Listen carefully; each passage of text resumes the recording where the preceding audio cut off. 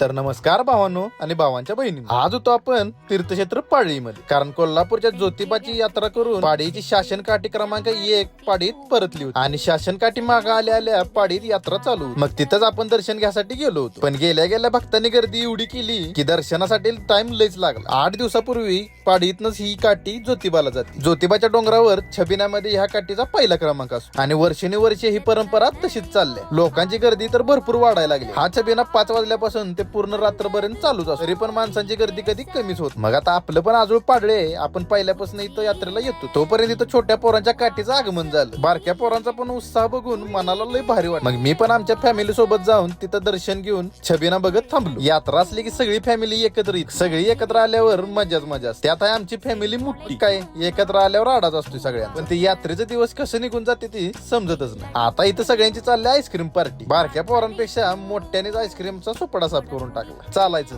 हा आनंद परत नसतोय. आणि जसा जसा टाइम जाईल तशी तशी काठीपाशी गर्दी वाढायला लागली. पण काठीचं दर्शन घेऊन मन लय प्रसन्न झालं. आणि आता काठी निघालेली गावात आणि रात्रभर असा छबिना चालू राहत. तर मग चला भेटू उद्या अशाच नवीन ब्लॉग. जाता जाता तुमच्या भावाला फॉलो करायला विसरू नका. लाईक, कमेंट आणि शेअर पण करा.